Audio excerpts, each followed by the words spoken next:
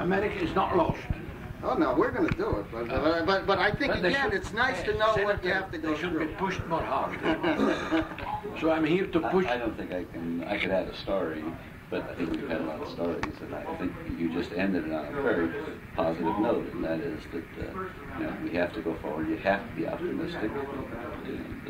The human condition requires that. Otherwise, you can't live. And the opportunities are all over. You see, right now, AID, and Francis, you've been a part of that whole effort. Francis Johnson, and her husband happens to be the deputy head of the Center for Privatization, who I'm working with. And I think that the United States is now at least exploring the possibility of getting to the jugular issue by turning the past upside down. That is, now they're moving toward the privatization of state-owned enterprises. I believe that, together with a way of influencing multinationals so that they become carriers of justice and development, I think that combination is a way to move step by step by step to building a constituency, a political constituency made up of worker owners. And you won't, and when you build that constituency, then it's going to make it much more difficult for the politician in the future to try to take away the property of their own citizens. That's you create revolutionaries through the techniques and ideas that we're talking about. Okay, I want absolutely to see that film. It's a That's right. Now this is interesting. I have to leave at 5:30. Okay. See, he was a film critic, incidentally. A filmmaker. And a filmmaker. He used to write for Fellini and Rossellini. But anyway, what we have is Causa, that is, it comes out of the Unification Church. They developed a very interesting film on the philosophical roots of Marxism. It's one of the best that I've seen. But you can't even describe it. That person has created... Tell me about the Age of Communication. What does that chapter say? It's the last chapter of your book. Just tell me what it says. Main points.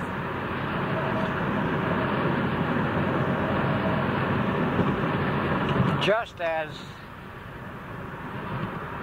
we moved out of the age of agriculture into the industrial era at the time of the Renaissance of the 16th century. Yeah. In the same way and with the same impact on our institutions. Right. We're moving out of the industrial age into the age of communication. Okay. And it's going to have a comparable impact on our institutions and the way they're managed. All right. One of the consequences of the industrial era was the invention of the corporation. Oh, all right. Where we can expect this shift out of the industrial era into the communications era to have just as great an impact, even to the point of reinventing new institutions. All right. How long is that shift going to take? Well, the industrial era took perhaps 100 years, but because of the acceleration of change, this could well take 25 or less years. And it started in fact, the 50s. it has already started, and we're right in the middle of it. All right. So, by the end of this decade? Certainly by the year 2000. By the year 2000. We will be in the communications We will age. definitely be in the communications era. And we're going to see some radically different institutions by then from what we can even visualize today. Okay. I interrupted you. You were making main points. I just wanted to ask that question. Fine. All right. So what else do you want to say in that chapter? One of the things, some of the changes that can be expected are related to problem areas that we already feel. Wonderful. Tell me about that. One of the problem areas that this book is addressing is the problem of trying to use a bureaucratic leadership and organizational style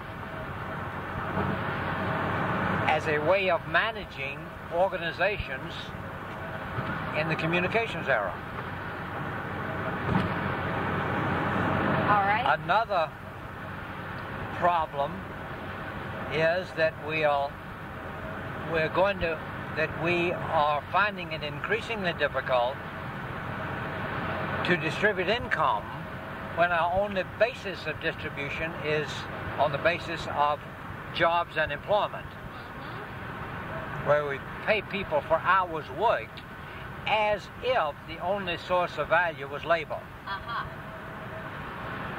We're going to have to find new rationale for income distribution that will recognize the reality of automation and artificial intelligence as a way of getting work done in a service economy or with people that we call knowledge workers. Well, labor and hours worked has no longer has a relationship to productivity.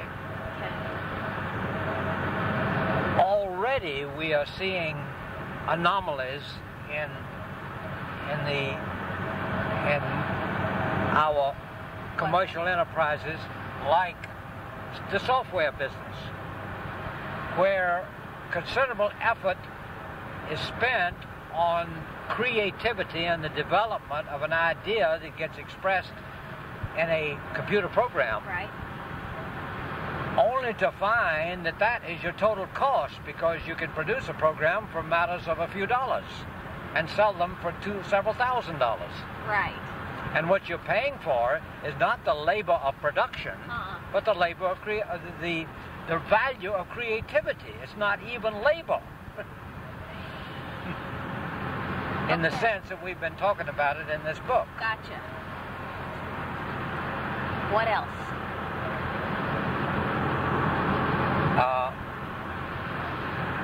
Beyond that, we are going to have to decide what values we want to reward in this kind of age in which almost anything we can visualize can be readily created.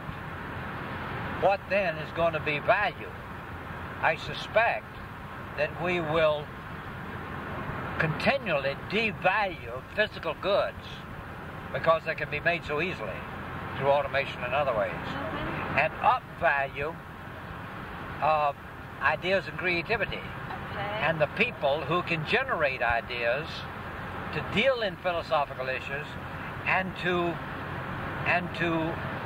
manage creative interactions. Beautiful. Indeed, that might be the only need we have for managers. It's for people who have those unusual skills to create creative interactions. Wow. What else, Lou? This is super. This is just wonderful. One important aspect of the communications era will be what we call service industries, that already is causing the industrial industries to liquidate physical assets to the tune of billions of dollars every year, right now. Okay. The modern corporation will have property that is not characterized by tangible physical assets, or we have traditionally called property, plant, and equipment, Right.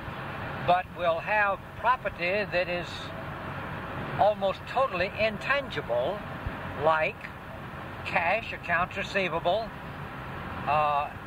short-term non-tangible assets, and long-term intangible assets like investments, stock, bonds, and other claims. All right. The task of managing intangible assets is enormously different from the task of managing tangible assets. Tell me briefly why. How? No longer do we have to count inventory and keep up with what goes in and what goes out of inventory Right. as a major management task. No longer will we be carefully evaluating investment in plant and equipment that will last 10, 20, and 30 years, and carrying the risk of that sort of long-term investment, Right. with the associated depreciation that attempts to protect the investor by generating new investment cash Yep. as you go along out of operations.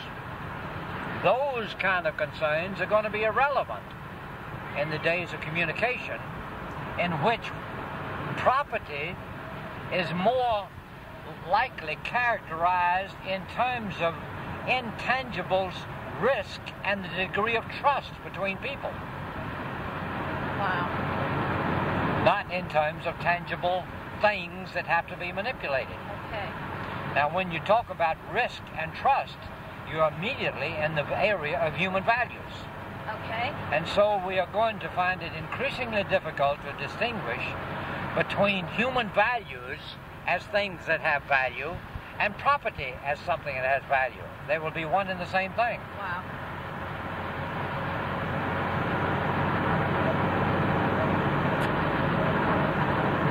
And the consequences of that in terms of managing that kind of property is going to be enormous.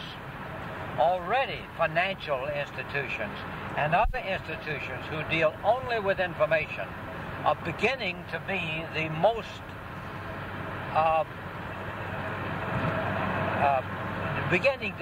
most viable institutions of our commercial society.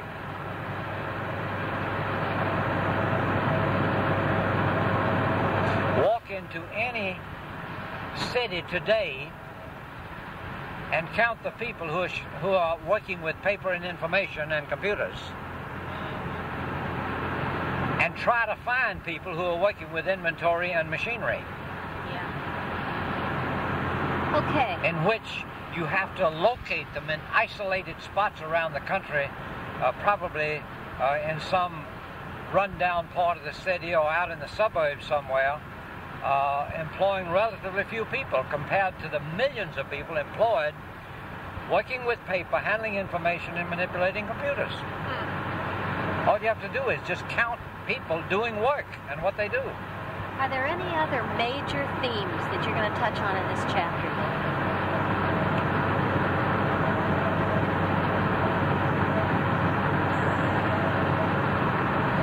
I think we need to say more about the management implications All right. of the industrial era. Now, I've been talking about management implications, but I think there are more. Of the communications Of era. the communication, the Okay. management in the communications era. Okay. That's wonderful. In fact, that would be a better title. Management implications. Management in the communication era. Yeah. Okay. I think that's enough for now, All right. because I think from here on out it's a matter of discovering concrete examples of current day developments Yep. that illustrate work, so-called work, that is being done today, and the difference in the way we reward people today in the Okay. communications era for what they do, All right. in contrast to the work that people used to do manipulating materials, Okay. and which was commonly called the blue-collar worker. Yes. We can cite statistics about the decline of the first the decline of the farmer, Right. to the point where he's only 3% of our workforce. Are you taking 32, honey? Gee, I sure just missed wanted it. to. That's what happens when I do this. Okay. You're a little late then, honey. Huh? You were a little late on that. Well, You asked me after I could do anything about it. But that's not your fault. You didn't see it any sooner than I did. well, you want to know the absolute truth? What? I saw. Okay, we're back on. You're on the air. Only you're supposed to just talk to me and pretend you're not. What am I talking to you about? You were saying that we basically have enough on the management implications of the communications era for now for a proposal. Yeah. You've got the basic ideas that you've given to Yeah. me. Uh-huh. Okay, one thing I would like you to do, Uh-huh. do you have some kind of a, this is the last chapter in the book, this is summing it all up, pulling it all together. All right. Do you have a final statement or thought? Yeah. Something you'd tell me at the end of the book. All right. How about this?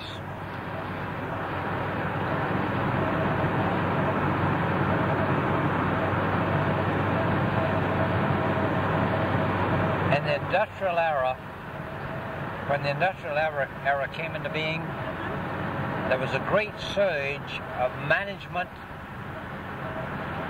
a great surge of interest in management. Yes. That found expression in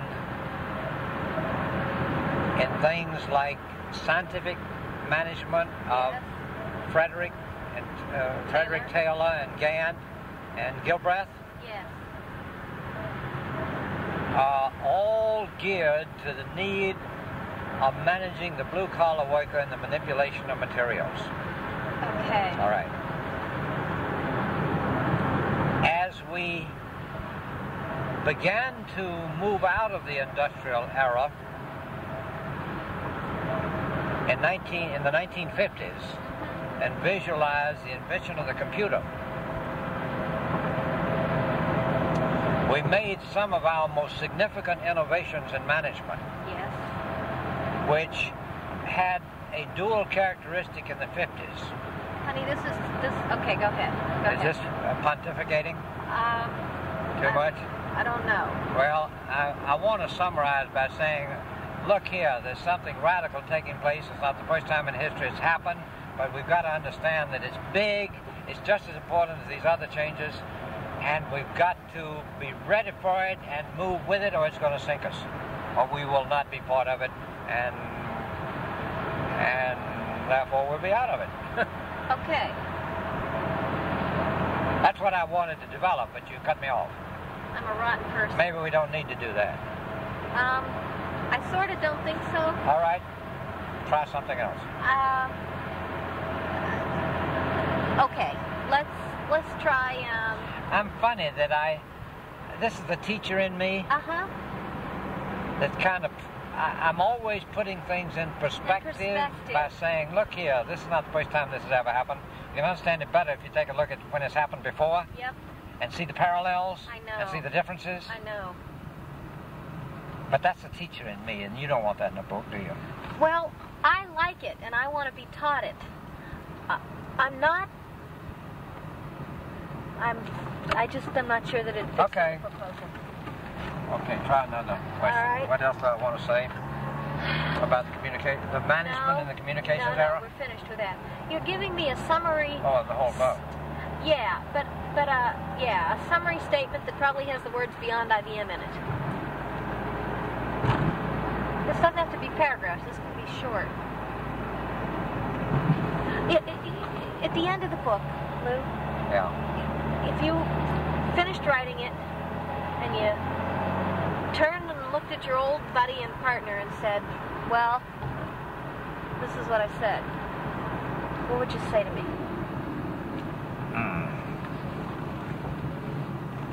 Let me tell you my problem. All right, When you ask me what I said, all I can do is think. Okay.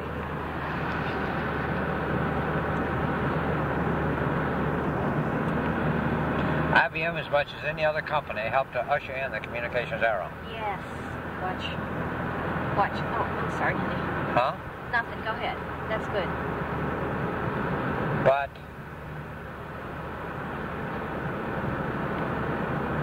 institutions in other eras, oh, damn it, I'm into history again. But it is not likely to be the institution that will survive in its present form, if it keeps its present form in the communications era. Okay. That's what I want, Lou. Just as every era ushers in new institutions, Yes. the institutions of the communication era are probably, right now, very small Yes. and rapidly growing and much more relevant to its environment and the needs of its people than the giants like IBM and General Motors and U.S. Steel. All right. Why this book, then? This book hopefully stimulates creative thought about the kind of management systems that those budding new companies can usefully employ if they become the surviving institutions of the communications era and the future IBMs of that era. Thank you.